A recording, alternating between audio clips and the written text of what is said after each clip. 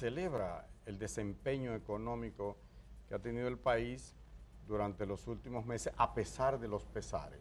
Sin embargo, en los calderos, en la barriga de los dominicanos, parece que esa música no suena tan alta. Hay quejas del aumento de los precios, sobre todo de los comestibles, pero también de los materiales de construcción.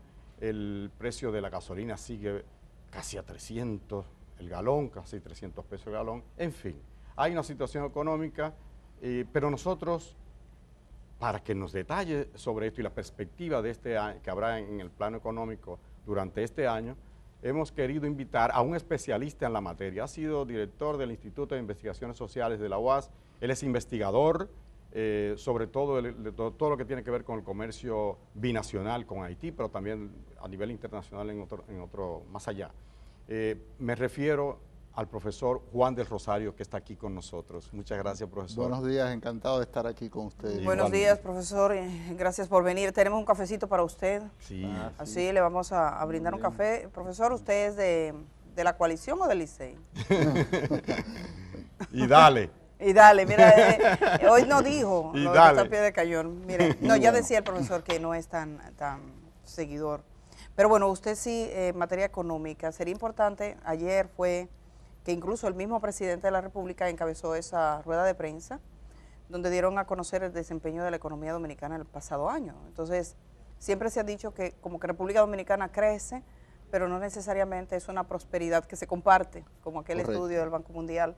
¿Qué nos tiene usted que decir a esto? Bueno, decir que es cierto, la economía dominicana ha estado creciendo, es de la menos mala, para decirlo así, porque la economía dominicana, si bien es cierto que ha estado registrando crecimiento, ese crecimiento no se ha estado distribuyendo en la población. Y es un fardo bastante pesado que tiene el país y que los gobiernos no han podido resolver. Es un problema de distribución. Con relación al tema de que no ha ido muy bien, es cierto. Sin embargo, ese bienestar... A nivel macroeconómico. Correcto, sí. Ese bienestar no se ha traducido en la creación de empleos formales. Lo que ha crecido es el empleo informal.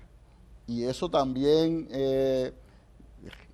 resta mucho de bienestar a la población, porque la capacidad distributiva del Estado, como una población, un empleo informal no genera tributos, no tiene compromisos fiscales, obviamente tampoco laborales, esos ingresos, pues, que por concepto de tributación debía percibir el Estado, no se devuelven a la población para reducir las brechas de las demandas sociales que tiene, y entonces eso es un problema. Hemos estado creciendo, pero la capacidad de la economía para generar empleos formales no ha sido suficiente. Por el lado de los precios, que es una preocupación que ustedes tienen cuando usted decía que no se ven los calderos de las personas, ciertamente, a raíz de la pandemia, el gobierno, para mantener un nivel de operación, y eso se hizo en todas las economías del mundo, creó una política monetaria expansiva, comenzó a colocar dinero en la economía para amortiguar la caída del crecimiento fruto de la pandemia COVID-19. Que fue correcto esa decisión. Sí, correcto. En su momento fue acertado y eso permitió que la economía dominicana se iniciara un proceso de recuperación bastante interesante. Sin embargo, ha llegado el momento de comenzar a recoger ese dinero. ¿Por qué? Porque esa expansión monetaria ha generado un proceso inflacionario que ha tenido otros también colaterales que se dan en el plano externo, como por ejemplo la carestía en los fletes internacionales, la escasez en las materias primas y los altos precios de las materias primas, y obviamente en el caso dominicano el precio del petróleo, que ha tenido un impacto sí fiscal, pero que no se ha reflejado tanto en el sistema de precios de la economía porque el Estado ha estado subsidiando. Cuando usted mide la inflación subyacente con la inflación normal, tiene una banda, ¿no?, de 1.76%. Eso quiere decir que si el gobierno no hubiese estado subsidiando los combustibles, la inflación hubiese sido mayor, estuviéramos sobre un 10%. Hablando de recoger del tiempo de la cosecha, ¿verdad? Sí. De aquella inyección monetaria que se hizo bastante significativa. Ayer el gobierno anunciaba una recaudación récord de más de 1 billón de pesos. Y hay que decir, profesor, que más de 600.000 millones de pesos fueron producto precisamente del impuesto directo al consumidor. Pero bueno, usted ha entregado, ha hecho un trabajo, un reportaje bastante amplio para el periódico El Día, que a mí me llamó mucho la atención, y es el impacto que puede tener la recesión mundial en la República Dominicana. Así es, pero no quería pasar a este tema sin antes apuntar lo siguiente. El gobierno recupera a través de ingresos tributarios 1 billón con un presupuesto de 1.047 billones. Entonces uno se pregunta, ¿por qué el endeudamiento de 3.000 millones de dólares? Y también uno se pregunta... 3.000 millones de dólares, que fue el aumento que tuvo la deuda entre 2021 y 2022. Ya. Si estamos recuperando prácticamente el 100% del presupuesto que se supone que es el gasto, ¿por qué entonces tenemos que recurrir a endeudamiento por 3.000 millones? ¿Y por qué estamos terminando con un déficit sobre el 3%? Son preguntas hay que explicar mejor esos números. Son preguntas que uno se hace, ¿no? Y que la dejan en el tapete para que los expertos las respondan y los funcionarios, ¿no?, en su debido momento.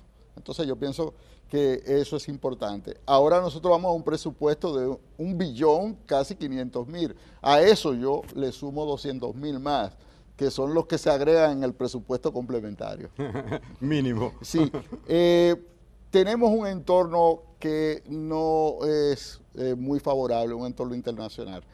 Si ustedes observan, en muy corto plazo, entre octubre y enero, las predicciones de crecimiento de la economía dominicana han variado, 5.2, 5, y ayer el presidente, anunciando las bonanzas, ¿no?, de la economía dominicana, cifra un crecimiento de 4.9% para la economía dominicana. ¿Qué significa este crecimiento de 4.9 para la economía dominicana en el 2023? Significa que la economía va a crecer por debajo de su potencial. ¿Qué es el potencial de crecimiento en una economía? El potencial, el nivel de crecimiento que necesita la economía para generar empleo. Por tanto, no generará empleo. Y un elemento preocupante, si genera algún empleo, será un empleo informal. No que no generará empleo, sino que no va a generar la cantidad de empleo como para llenar la demanda que va a crecer. Correcto, cuando nosotros decimos que no, eso equivale casi a una recesión, porque cuando tú no estás impactando positivamente a variables como el empleo con un crecimiento, significa que ¿Se podría decir que sería recesión? No formalmente, ¿no? No formalmente, correcto, porque la economía no está generando la capacidad necesaria para un nivel de crecimiento. Sin embargo, dice Pavel, Isa y otros economistas, no necesariamente funcionarios del gobierno, que para el palo está bueno el cachimbo, como decía en el campo. Es decir, que dado el contexto que hay, para la situación general, es un crecimiento de 4.9 bastante significativo. Sí, es bastante significativo, pero no genera expectativas. No hay que celebrarlo. No hay que celebrarlo. No es para celebrarlo. O sea, no le está llevando una buena noticia, le está diciendo se va a quedar como está, pero no le está llevando una mejor noticia. Puede ser peor. Puede ser peor. Por ejemplo, nosotros ahora, para este 2023, nosotros tenemos lo siguiente. Tenemos un entorno externo en donde nuestros 3 principales socios, que son Estados Unidos, Europa y Asia, van a tener crecimiento muy pobres, o sea, prácticamente menos del 2%. Si eso pasa y, por ejemplo, Estados Unidos, principal remesador, principal socio comercial de destino de nuestras exportaciones, conjuntamente con la Unión Europea, pues obviamente que nuestros ingresos de divisas se pudieran caer. Y sobre todo en el tema de las remesas. ¿Cuál es el mercado que tenemos con Haití, lo que vendemos a Haití? Bueno, ¿qué tanto pesa ese Haití, mercado? A nosotros nos fue muy bien con Haití este año, o los últimos 2 años, por lo siguiente. La situación de inestabilidad en Haití, la situación de la crisis en la cadena de suministro aleja el comercio de ultramar por la inseguridad, por los altos costos. Tienen que comprar aquí. Entonces tienen que comprar aquí. Sí o sí. Nosotros vamos a cerrar sobre $1.000 millones en Haití, vendiendo a Haití. Vendiendo a Haití este diciembre 31. ¿Y qué le vendemos a Haití para llegar a $1.000 millones de dólares? Bueno, vendemos en la parte de zona franca, porque nuestras exportaciones hacia Haití son interesantes.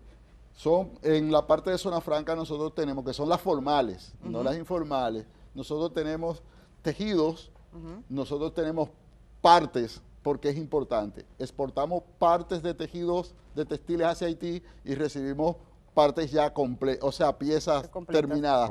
Y esto tiene que ver mucho con la ley HELP y la ley HOPE, que se acaba de prorrogar ahora hasta el 2028. Es una ley que favorece a Estados Unidos a Haití con un trato preferencial de acceso a su mercado, sobre todo en el renglón textil, pero que incluye a la República Dominicana debido a la facilidad de logística que tiene. Es decir, el crecimiento del sector textil de Zona Franca Dominicano se ha estado apalancando en la ley y entonces que se aprobó para se le vende esta parte, ¿qué más se vende? Bueno, le vendemos textiles, le vendemos varillas, que está dentro del caso de la fundición de hierro y acero. Que está yendo por mar. Sí, correcto, tenemos 10, sí, porque ahora mismo el acceso terrestre es de mucho Pero no, riesgo. y Haití puso esa condición para este tipo de... Correcto, a partir de las últimas restricciones que ha impuesto. Y todo esto, ¿por qué? Porque Haití tiene mucho más control en el transporte marítimo que en el terrestre. Porque tiene una compañía... Para pasar por sus aduanas. Correctamente, tiene una aduana israelí allí, tiene unos israelíes que son los que controlan esa la aduana. De Haití, sí, correcto, sí. Hace tiempo, debe hacer más de 6 años que los israelíes tienen ese control. Entonces, vamos a ese negocio que se da pasando por la frontera, ¿no? Que también hay un negocio informal. El tema de las harinas, que fue puntual, y el tema de los huevos. ¿Qué impacto tuvo eso? Nosotros aquí tuvimos a empresarios medios, vendedores de huevos que se quejaban porque venden. ¿Qué tanto vendemos a Haití y de qué vale ese mercado? ¿Y si tuvo algún efecto la prohibición de la venta realmente? ¿Se dejó de vender? Los mismos productores dijeron que ellos nunca dejaron de vender a Haití. ¿Y entonces? Claro, ellos lo declararon y eso salió en toda la prensa. Que ellos siguieron vendiendo. Entonces lo que sube es el peaje, porque si el presidente prohíbe una cosa, hay una decisión gubernamental de prohibición hacia Haití. Cada prohibición que se da en el espacio del comercio transfronterizo República Dominicana Haití equivale a un aumento de la corrupción del peaje. Nada más. Sí. Cada vez que se establece una prohibición, eso equivale a un aumento del peaje. Eso es así. Con el huevo que ha pasado, República Dominicana, yo quiero dar una clase de comercio internacional básica. En una economía capitalista, quien tiene el dinero puede comprar en el mercado que quiera. Y eso ha estado pasando. Miren, le voy a poner el caso del cemento.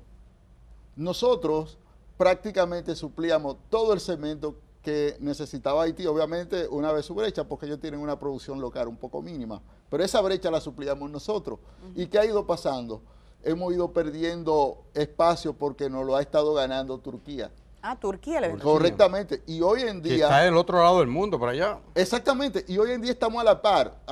Al 2022 ahora, nosotros exportamos 18 millones de dólares y Turquía 15, cuando la relación era totalmente diferente. ¿Ese que impacto tiene? Bueno, está bien. ¿A qué se debe esa...? No, sencillamente las dificultades que se imponen aquí. El cemento básicamente se transporta por vía terrestre y ustedes saben que la frontera por vía no es segura. Entonces, también el tema de costos. ¿Es más caro? Es más barato de traer cemento de Turquía. ¿Es más barato traer cemento de Turquía que de aquí? ¿Por qué? A pesar de transporte. Ahora, República Dominicana tiene una oportunidad, por lo que yo le acabo de explicar. En la medida en que Haití sigue inmersa en ese mar de inseguridad y los fletes siguen subiendo, pues obviamente que las navieras no quieren llegar a puerto haitiano. Profesor, tengo una preocupación que, sin conocer mucho, va en esa misma dirección. Yo decía, la prohibición de la exportación de huevos podría en algún momento representar la pérdida de ese mercado. Claro Digamos que sí. si Haití decide buscar huevos de Brasil, por ejemplo, que es un buen productor, incluso de Centroamérica, ¿podríamos nosotros eventualmente perder ese nicho de mercado? Yo lo planteé eso. Yo decía, pero es que no estamos entendiendo la lógica del comercio internacional. Señores, miren, Panamá no produce nada, pero almacena todo. Llegar un contenedor de huevo de Panamá a Haití, eso es un sarto.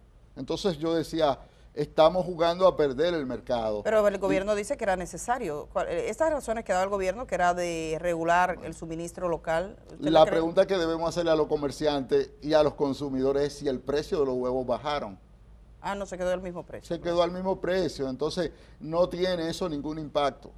En economía, un precio alto equivale a escasez. Sí, la ley de oferta y demanda, elemental. La ley de oferta y demanda. Quiere decir que eso no tuvo ningún impacto. Nosotros tuvimos aquí al ministro de Economía, Planificación y Desarrollo, les hablamos de los pactos. Aquí siempre se habló de un pacto político, un pacto por una reforma fiscal, un pacto por un nuevo modelo económico, todos estos pactos. Pero él decía básicamente en torno a la proyección fiscal y demás que ya no creía que hubiese tiempo. O sea, que los gobiernos generalmente lo asumen al principio y ya viene el proceso electoral previo y es muy poco probable o posible. ¿Usted cree que la economía dominicana debe sincerizarse? ¿Cuáles son las grandes reformas necesarias en nuestra economía y por qué no hemos sido capaces, incluso con cambios de gobierno incluido, de que éstas se hagan efectivas? Bueno, en el caso nuestro hablar del pacto fiscal, ¿dónde está el tranque? Que necesariamente la capacidad recaudatoria de la clase media se ha ido medrando. Entonces, cualquier reforma fiscal tiene que pasar por el principio de equidad, que paguen más los que más reciben. Eso es una visión política diferente. Por eso, y ahí está el nudo, ahí es que está el nudo. O sea, si el gobierno, un gobierno que esté dispuesto a tocar los intereses de los que más tienen. Sí, y ahí no habría problema para aplicar esa reforma fiscal. Eso sí es un cambio de verdad, porque siempre se ha dejado los intereses de los que más tienen sin tocar. En resumen, yo le voy a decir, a impuestos internos le ha ido muy bien aplicando reformas administrativas. Se va a quedar así. Se va a quedar así. Bueno. Toda la semana sale una resolución. Pero a veces eso también son como visiones de gobierno, visiones políticas del Estado. O sea, esas grandes reformas no están impulsadas porque sí, sino porque tengan un sentido de justicia, un sentido de sacar a la gente de la pobreza. ¿Usted cree que, por ejemplo, en este gobierno en algún momento se dio esa condición? No hay esa voluntad. No, yo lo planteé desde el inicio porque es muy difícil. Tú tienes una cúpula empresarial dirigiendo el Estado y eso es contradictorio. Ellos no van a limar cuchillo para su garganta. El fin privado es individual.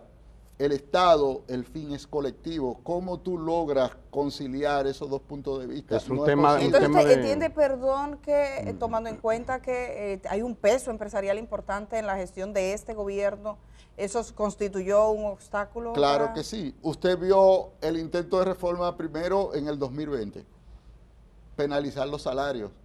Luego se diseñó un esquema de reforma en donde todo seguía amparado en impuestos indirectos que gravan más a los que menos tienen. Ahí es que está el nudo de la reforma. Es ahí. Profesor, escúchame, no hay Edith, problema. hay una propuesta que han hecho los gremios, los sindicatos, y que ustedes desde la UAS han estado abogando, me consta, la Facultad de Ciencias Económicas y Sociales de la UAS ha planteado un incremento salarial que es la forma más expedita, más directa de la redistribución. Correcto. ¿En qué medida es posible esto con una economía de apenas 4.9% de crecimiento? ¿Y cómo impactaría? ¿Es bueno, es malo? ¿Qué va a pasar? Es bueno. ¿Por qué? Porque hay una capacidad de compra perdida. Si hay una capacidad de compra perdida, al final los empresarios pierden porque van a vender menos. Entonces, por ejemplo, cuando usted analiza... O sea, un aumento salarial favorece al empresario al final. Empresario inicialmente, porque es así. Porque ¿qué es lo que hace el trabajador cuando recibe su salario? Lo gasta.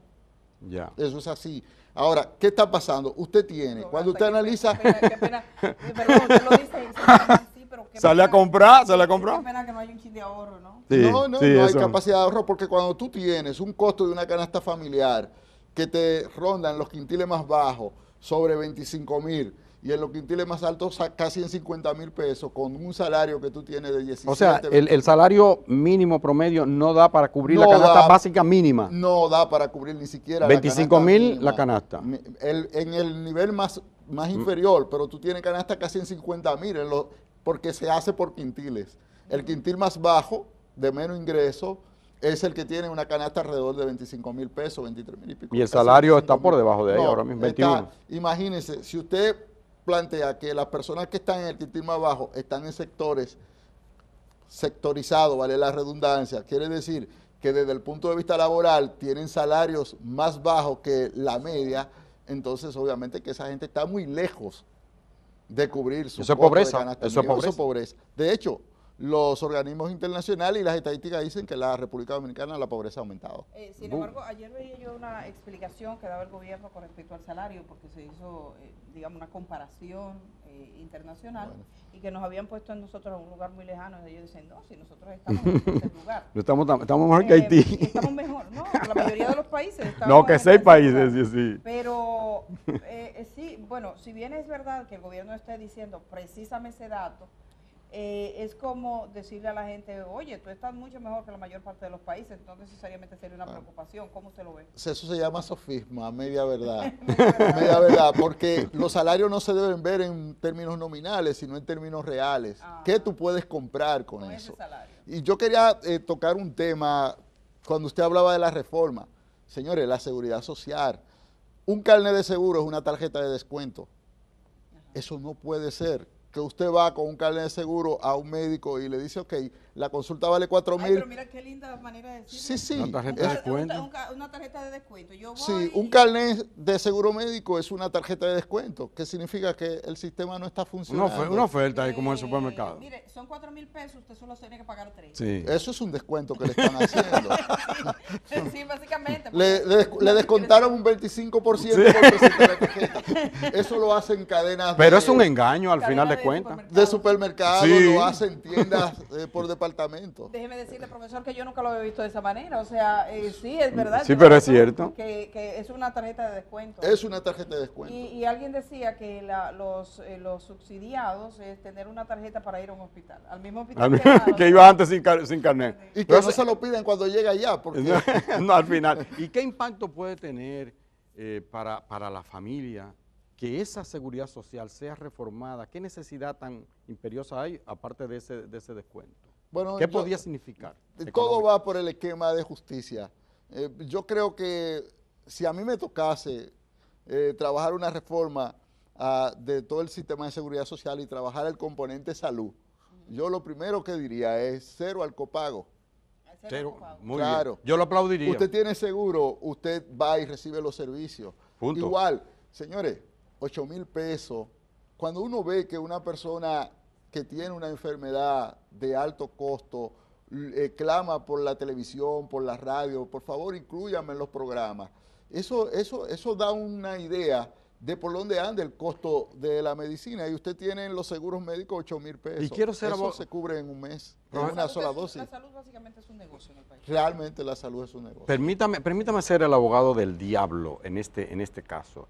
¿Sería sostenible para el sistema eso que usted está planteando? Y que yo estoy de acuerdo, de Cla- que un seguro me significa que me dan el servicio y yo no tengo que estar pensando. Claro que sí. ¿Sería Lo que- sostenible claro, económicamente, financieramente? Claro que sí, financieramente. Lo que pasa es que usted lo está viendo en el escenario actuar, pero una reforma al sistema de seguridad social también pasa por reformar el sistema de los copagos y el sistema de las cuotas. Y la inversión del Estado. Claro, las cuotas que se hacen, porque cuando usted, por ejemplo, en el tema del laboral, usted cotiza 500 pesos, 600 pesos mensuales, óigame, usted puede durar 1000 años trabajando, usted no va a recibir una pensión digna. No. Entonces, Profesor, evidentemente, ya que usted está mencionando el tema de la seguridad social, tenemos una seguridad social en crisis. En este momento, la mayor parte de las ARS, sus tarjetas no nos valen ni como de descuento. Copago, Porque descuento. los médicos están en protesta. Los médicos tienen una larga lista de reclamos. Pero básicamente, si uno las mira, hay algunas que son estructurales. sí, O sea, cambiar el modelo de la seguridad social es una decisión política Correcto. de quienes gobiernan. Si no hay esa voluntad, por más huelgas que se hagan desde el sector médico, los pacientes siguen pagando las consecuencias. Claro. ¿Qué cree usted que debería ser la posición del gobierno? ¿Cómo solucionar y salir de este tránsito? asumir su rol constitucional. El Estado es responsable de la salud de la gente. En un conflicto de actores privados, el Estado tiene que intervenir porque es el bien público. ¿Cuál es lo triste de esto? Observe, los médicos discuten, los dueños de clínicas discuten y los dueños de las ARS discuten. ¿Y dónde estamos los usuarios?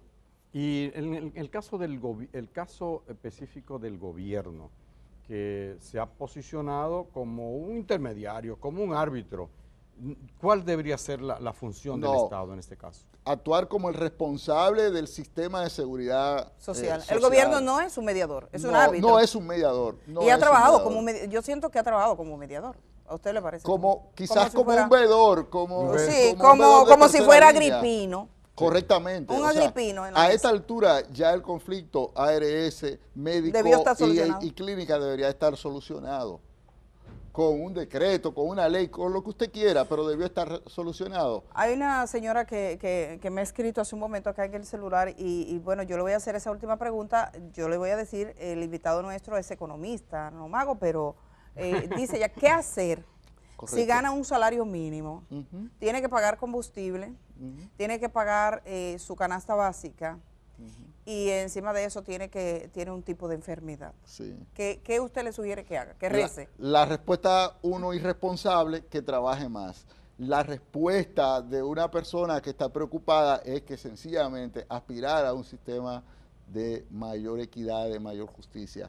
Y la Que trabajar economía para dominicana no puede seguir sustentándose sobre la base de la teoría de creación del capitalismo, salario bajo, salario de subsistencia, para aumentar la masa de ganancia. Hay economías que han demostrado que se pueden pagar salarios Mejores. más justos, más dignos, y la economía sigue siendo competitiva. Mire, nosotros tenemos que irnos a una larga conversación, pero yo creo que la gente que está en su casa estará de acuerdo conmigo que con el profesor se aprende. Entonces, Sí, sí. dos cosas que quiero preguntarle así de manera rápida, tomando en cuenta esa premura. Por un lado, ayer el gobierno toma medidas con respecto a la construcción. Correcto. Se va a destinar millones para viviendas de bajo costo y para proyectos. Sí. 21.000 millones. Nosotros notamos un incremento, en cada calle que tú te mueves, notas un incremento de la construcción. Correcto. Una opinión en ese sentido. ¿Podría comenzar con esa? La formulo luego. Sí, simple. El sector de la construcción tiene una elasticidad muy fuerte a los precios. En un escenario de inflación, cualquier intento desde el punto de vista de política gubernamental, que ahora están están liberando el encaje legal 21.000 millones de pesos para destinarlo al sector construcción, pero tú tienes inflación y tú tienes entonces que ese recurso probablemente se pierda porque es uno de los sectores más sensibles. Si los precios suben, el sector de construcción se cae inmediatamente. Entonces, ¿cómo el gobierno va a resolver el problema de la inflación y va a mantener el sector de la construcción? Porque aquí lo que hay es una dicotomía entre lo que es la política monetaria y la política fiscal. El gobierno va a expandir La masa la monetaria. masa monetaria, pero el Banco Central está interesada en reducirla para bajar la inflación. ¿Cómo hacer eso? Y lo segundo es... No riman esas dos cosas. No riman. Profesor, y finalmente, dice un refrán popular que el que se viste de lo ajeno, en la calle lo En la desnuda, calle y lo nosotros desnuda. vivimos cogiendo prestado. Y Correctamente. siempre dicen, no, tenemos más capacidades. Correcto. La política de endeudamiento del presente gobierno, ¿usted cómo la ve? Bueno, yo sencillamente lo que digo es lo siguiente. Hay que enfocarse más en sanear las finanzas internas. Hay un problema. Ahora vamos a 6.000 millones, vamos a buscar 6.000 millones de dólares para este año en deuda, en un entorno que no es adverso. Altas tasas de interés y corto plazo. Ya. Eso genera mucha presión. Miren, si el gobierno no pagara los intereses de la deuda, el déficit fuera cero. Wow. Porque los intereses de la deuda equivale a el déficit fiscal. Otro día le vamos a invitar para hablar de esa, la ver si historia, es de, posible la eso, historia de vamos. nuestras deudas del país. Vamos a hablar un día, vamos a destinar para comprender por qué se coge prestado, cómo ha sido nuestra historia, cuánto ha cogido cada Sí. quien. El Porque ellos problema- debaten siempre. Finalmente, quiero decir lo siguiente, mire, con un nivel de reservas internacionales de 14, ¿qué es un nivel de reserva? Una cuenta de ahorro. Si yo tengo 14.000 millones de dólares Frisado en el ahorro, Banco Central. frisado, ¿por qué tengo que salir a buscar 6.000? Me dijo Jochi Vicente no el miércoles tenemos pasado tiempo. eso no era posible. Que no se Bueno, Entonces quiere decir que esos fondos están atados. Y cuando usted tiene fondos comprometidos que no lo puede tocar, eso equivale a no tener ahorro. tener. profesor, usted es economista, el tiempo se Así acabó. Sí, el tiempo se acabó. Gracias, usted es muy animado, nos ha agradado mucho conversar con Bueno. usted y vamos a hablar otro día. Siempre a su disposición. Muchas Sí, gracias, genial. profesor. Yo espero que a la gente también le haya gustado porque es bastante ilustrativo. Además, como un académico libre de esa atadura política, Exacto. que generalmente a la gente o le hace hablar de más o le hace hablar de menos, pero no decir lo que es. Vamos a la pausa y regresamos de una vez, señores. Gracias por estar acá.